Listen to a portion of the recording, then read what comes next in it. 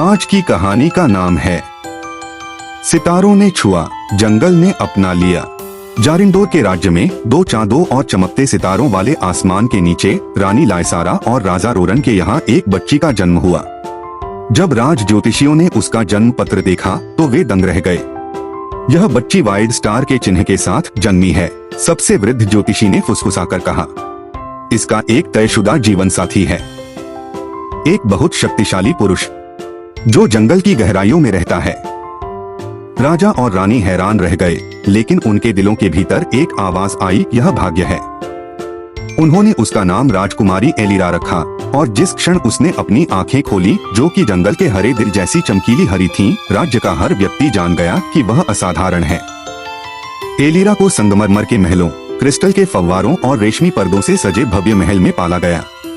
नौकर उसके हर इशारे पर नाचते थे, शिक्षक उसकी बेचैन सोच को शांत करने की कोशिश करते, और उसके माता पिता, चाहे वे अपने कर्तव्यों में सख्त थे, उसकी जिदों के सामने हमेशा नरम पड़ जाते थे। वह जिद्दी थी, जिज्ञासु थी, और साहसी भी। एक ऐसी आग थी उसमें जिसे कोई भी काबू में नहीं कर सकता था। जब दूसरी राजकुमारियां गुड़ियों से खेलती थीं, एलिरा महल की दीवारों पर चढ़ती थी, अस्तबल में दौड़ लगाती थी और लकड़ी की तलवार से छुपकर अभ्यास करती थी। उसे सबसे पसंद थीं वे कहानियां जिनमें दूर देश, खोए हुए खजाने और भूले हुए योद्धाओं का जिक्र होता था। वह कहती, मुझे रोमांच का इंतजार क्यों करना चाहिए, रोमांच खुद मेरे पास क्यों नहीं आता। जैसे जैसे एलिरा बड़ी हुई, अजीब घटनाएं घटने लगी।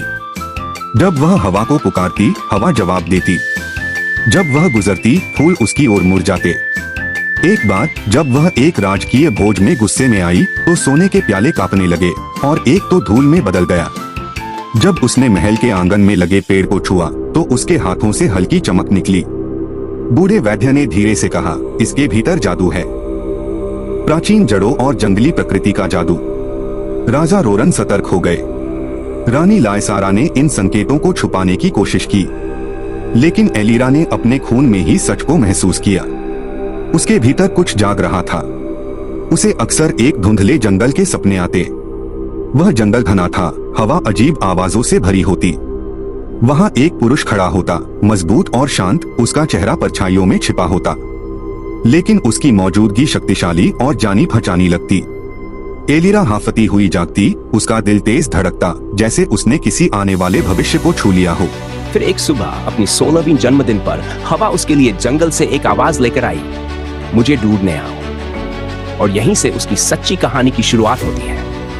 जैसे जैसे साल बीतते गए, राजकुमारी एलिरा अद्भुत सुंदरता की एक छवि बन गई। उसकी पन्ना जैसी हरी आंखें पत्तों पर सुबह की ओस की तरह चमकती थीं। उसके काले बाल आधी रात के झरने की तरह बहते थे, और उसकी मौजूदगी के आसपास की हवा भी रोशन हो जाती थी। लोग फुसफुसाते थे कि वह अब सिर्फ एक शाही संतान नहीं रही, वह एक ऐसी हस्ती है जिसे स्वर्ग ने छुआ है।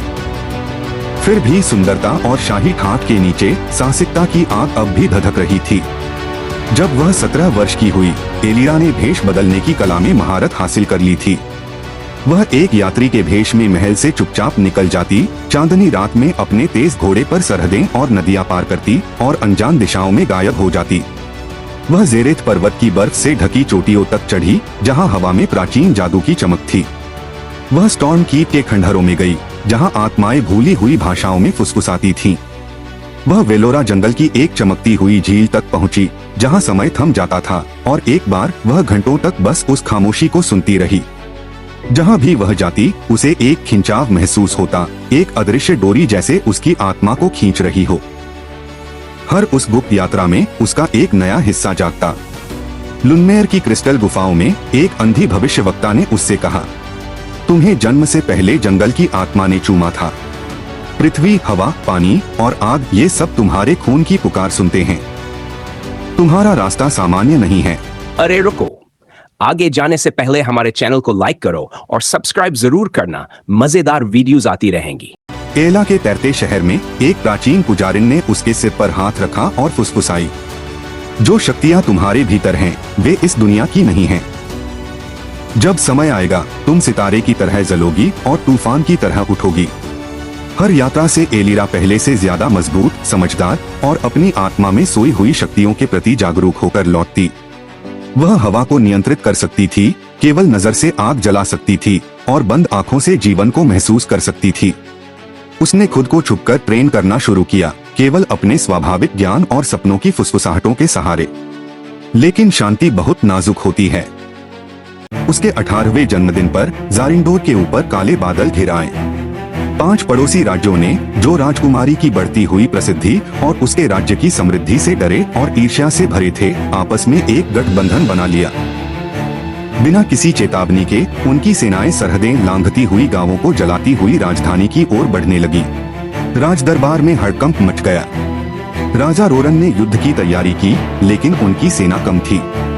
रानी लायसारा अपनी प्रजा के लिए रोने लगी। एलिरा महल की खिड़की से धुएं को आकाश में उठते देखती रही।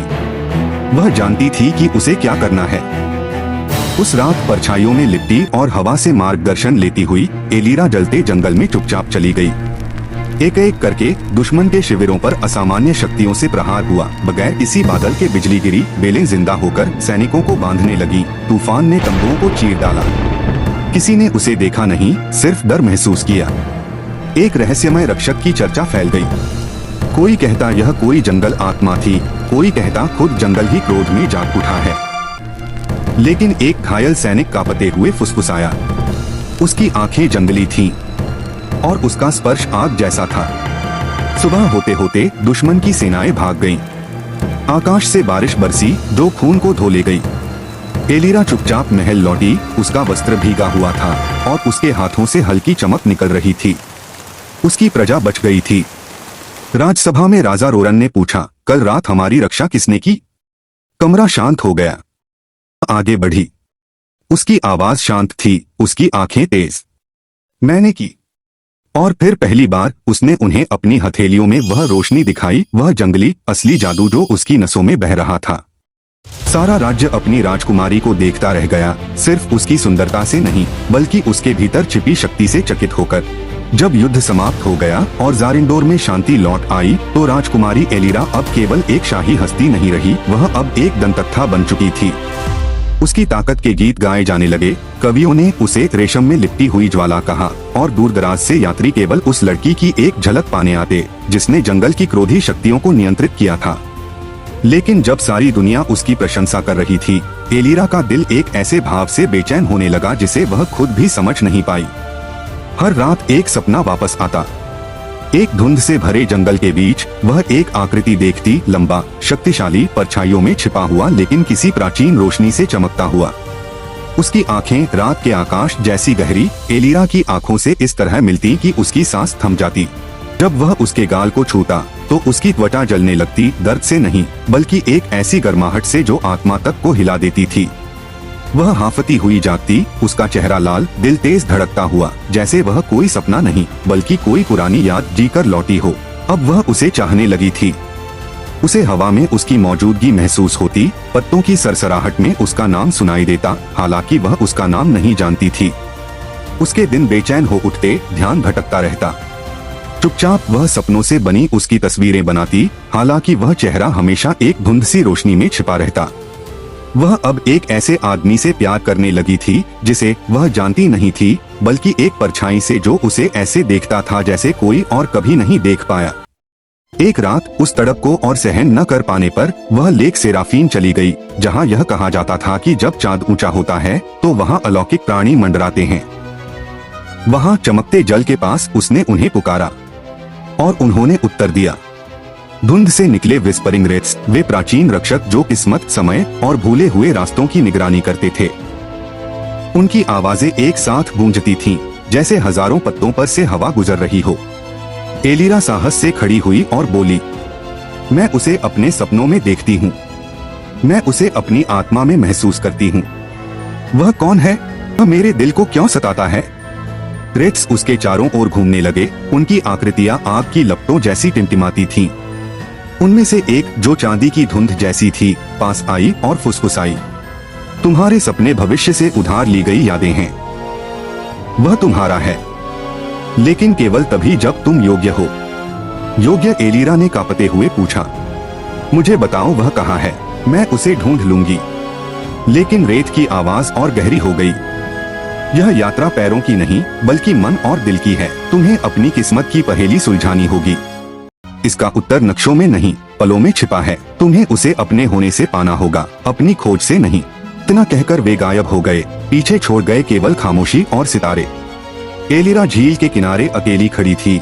हवा उसकी त्वचा को वैसे ही छू रही थी जैसे सपने में वो हाथ छूता था। अब उसका रास्ता स्पष्ट था, उसे खुद सच का पता लगाना होगा। उसे कोई राह नहीं दिखा सकता, जादू भी नहीं। और उसके दिल में एक बार फिर एक आग जली, शक्ति की नहीं बल्कि जुनून और रहस्य की।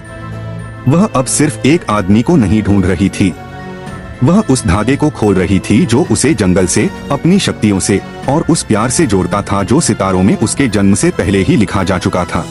किसी ने भी राजकुमारी एलिरा को जाते नहीं देखा, न टावर के दरवाजों पर खड़े पहरेदारों ने, न ही उसकी सुनहरी पोशाकों की देखभाल करने वाली दासियों ने, यहाँ तक कि वो हवाएं भी नहीं जो आमतौर पर उसके राज छुपा नहीं पाती थीं। वह एक फुसफुसाहट की तरह गायब हो गई, जैसे तूफान ने उसे निगल लिया हो।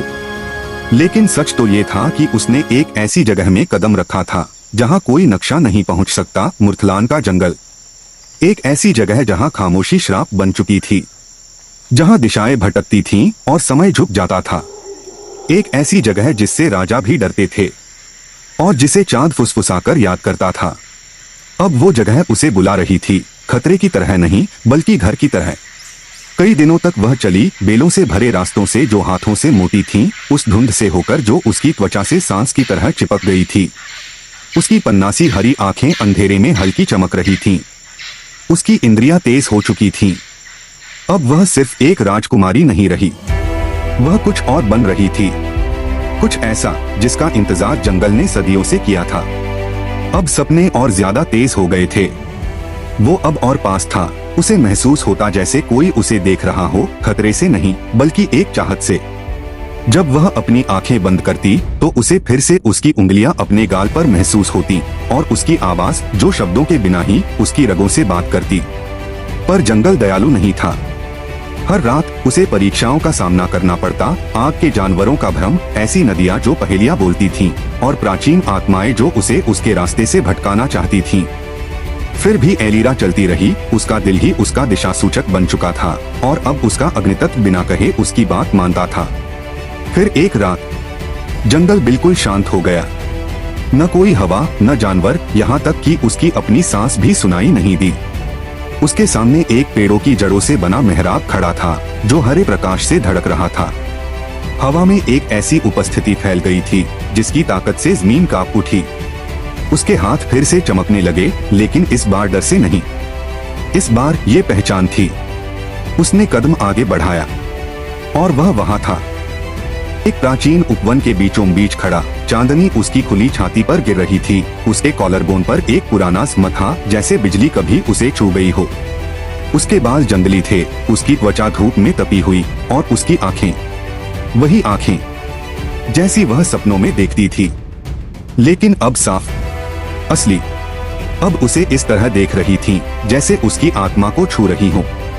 उसकी टांगें लड़खड़ा गईं। वह धीरे धीरे उसकी ओर बढ़ा, जैसे किसी पवित्र चीज के पास आ रहा हो। एलिरा, उसने कहा, और उसकी आवाज धीमी, गहरी और रेशम में लिपटी गरज की तरह उसकी आत्मा से लिपट गई। तुम्हें मेरा नाम कैसे पता? उसने धीरे से पूछा। मैं तुम्हारा नाम तब से जानता हूँ जब मैंने अपना भी नहीं जाना था, उसने जवाब दिया। और फिर उसने उसके चेहरे को छुआ। न कोई सपना, न कोई कल्पना। उसका अंगूठा उसके गाल पर फिसला और उसकी त्वचा रोशनी से जल उठी, पहले से कहीं ज्यादा तेज। उसकी शक्तियां लहराने लगी, पेड़ कांप उठे, हवा गाने लगी और जंगल खुद थोड़ा झुक गया, जैसे आत्मा और भाग्य के मिलन को सलाम कर रहा हो। वह उसकी थी, वह उसका था। लेकिन जैसे ही उसके होंठ बोलने के लिए खुले, ऊपर का आसमान गरज के साथ फट पड़ा। पेड़ों के पीछे एक परछाई उठी, कुछ काला, कुछ प्राचीन। जंगल ने उसे यहाँ सिर्फ प्यार के लिए नहीं बुलाया था, उसने उसे युद्ध के लिए बुलाया था। आसमान में गरज ऐसे गूंजी जैसे किसी ने चाबुक चलाया हो। जमीन कांप उठी, पक्षी डर के मारे गोल गोल उड़ते हुए भागे और जो कभी पवित्र उपवन था वह अचानक ऐसे अंधेरे में डूब गया जैसे रात एक पल में उतर आई हो। एलिरा मुड़ी, उसकी आंखें रोशनी से जल रही थीं, लेकिन वह आदमी जिसके लिए वह सपना देखती रही, जिसके लिए तड़पी, जिसके लिए खून बहाया, अब उसके और आने वाले अंधेरे के बीच खड़ा था। उसकी आवाज शांत थी, लेकिन तलवार जैसी तीखी। यह हमें ढूंढ चुका है। उपवन की छाया से एक आकृति उभरी, विशाल, हिलती डुलती, धुएं और क्रोध से भरी हुई। उसका कोई चेहरा नहीं था, बस दर्जनों लाल चमकती आंखें थीं, जो किसी सांप की तरह धड़क रही थीं। वेलमोरा का राक्षस, उसने कहा। जंगल से बंधा हुआ, मुझसे बंधा हुआ। एलिरा का दिल जोर जोर से धड़कने लगा। यह क्या है? मेरा अतीत, उसने धीरे से कहा। मेरा कारावास, मेरी सजा। आखिरकार वह आदमी पूरी चांदनी में आया। उसकी गर्दन में एक टूटी हुई दांत के आकार का ताबीज लटक रहा था। उसका नाम एलिरा के ज़हन में गूंजा, जैसे किस्मत ने खुद फुसफुसाया हो, कायलन। वह मुथलान का असली रक्षक था, एक भूली हुई जनजाति का राजकुमार, जिसे शाप इसलिए मिला था क्योंकि उसने युद्ध का हथियार बनने से इनकार कर दिया था। इसके बजाय उसने अपनी आत्मा को जंगल से जोड़ लिया, उसका रक्षक बन गया, लेकिन एक कीमत पर। यह तुम्हें मिटाना चाहता है, कायलन ने कहा, क्योंकि तुम वह रोशनी हो जिसे यह भ्रष्ट नहीं कर सकता। राक्षस ने दहाड़ मारी और बेलें राख बन गईं। पेड़ मरोड़ खाने लगे और दर्द में चीखने लगे। एलिरा अराजकता में नाचती रही, उसके हाथ अंधकार में रोशनी काटते रहे, उसकी आवाज ऐसे मंत्र बोलती रही जिन्हें उसने कभी सीखा नहीं, बट हमेशा जाना। वे इंसानों की तरह नहीं, बल्कि पुनर्जन्मी दंतकथाओं की तरह लड़ रहे थे। फिर राक्षस ने अपनी सारी आंखें केवल एलिरा पर टिका दी। वह झपटा।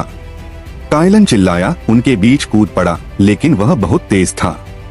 और उसी पल एलिरा ने अपने हाथ उठाए और चीख मारी। जंगल ने उत्तर दिया। उसके शरीर से एक सुनहरी रोशनी फूटी, इतनी तेज कि सितारे भी झपक गए। राक्षस चीखा, उसका रूप बिखरने लगा, राख और यादों में बदलता गया। सन्नाटा छा गया।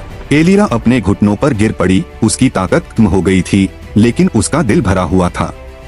कायलन दौड़कर उसके पास आया, उसे गिरने से पहले बाहों में भर लिया। तुमने मुझे बचाया, उसने धीरे से कहा। तुमने हम सबको बचाया। नहीं, उसने कमजोरी से कहा, अपना हाथ उसके दिल पर रखते हुए। हमने किया। जंगल फिर से शांत था, लेकिन इस बार शांति सच्ची थी। युद्ध समाप्त हो चुका था, लेकिन असली शुरुआत उनके प्यार की, उनके भाग्य की और वनजादू के आत्माओं से बंधे रक्षकों के शासन की अभी